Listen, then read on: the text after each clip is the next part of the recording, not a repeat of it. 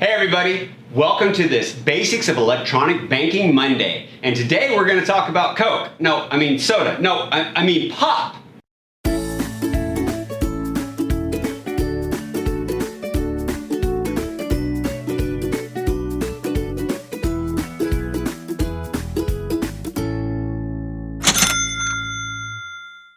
Okay, I have to include a little graphic that I used in a previous session that, is it soda, is it Coke, or is it pop?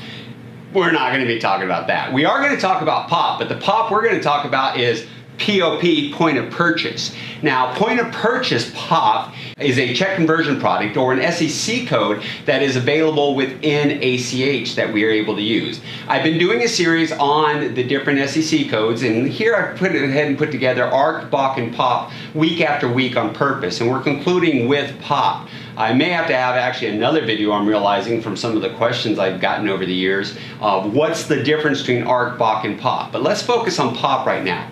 Pop is a point of purchase. The way pop works is you're going to have somebody go into a retailer, and at that retailer they're going to write them a check.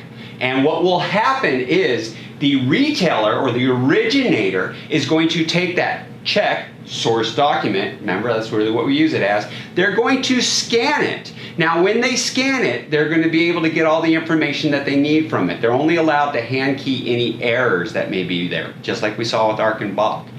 And there is going to have to be a notice. Authorization is going to be done by notice, and that notice is usually going to be somewhere on the counter, or in the case of what I see a lot of times with pop, as it's being scanned, as the check's being scanned, there will be eventually a receipt, and on the back of that receipt the notice language could be there as well. But notice is going to be provided to them.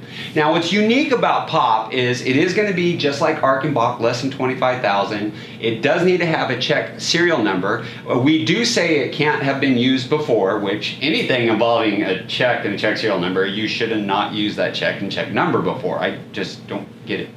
But we got to say that, okay?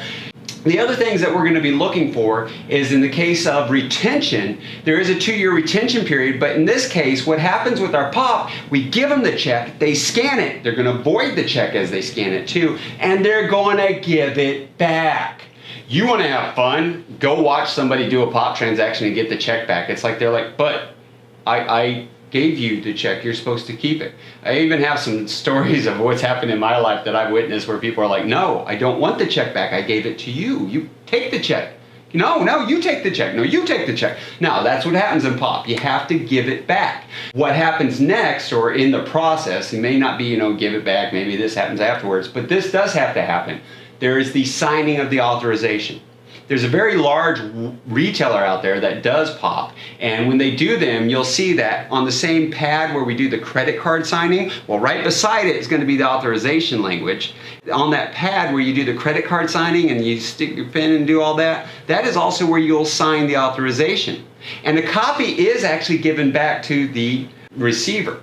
What you typically will see, not always, but typically what I have seen is the front will be the receipt. The back will be a copy of the signed authorization. And it is a requirement that the originator keep a copy of that signed authorization for 2 years.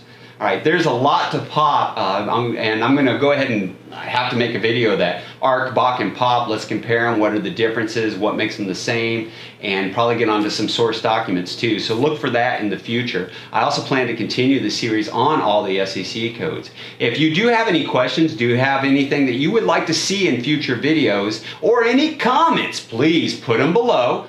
Or you can send an email to kevin@paymentsprofessor.com, or you can message me. That definitely does seem to be one of the most popular methods. You can also, if you miss the video, go out to YouTube and search for Payments Professor. You will be able to find my channel where you can please do follow me if you go out there. And you can find multiple videos on electronic banking, on who are the particular players in the electronic banking industry, not just the US, I'm actually expanding to the world in mentioning a lot of those people. And also, what's faster payments, a lot on faster payments. Until then, thank you for watching, and I hope you have a fantastic day.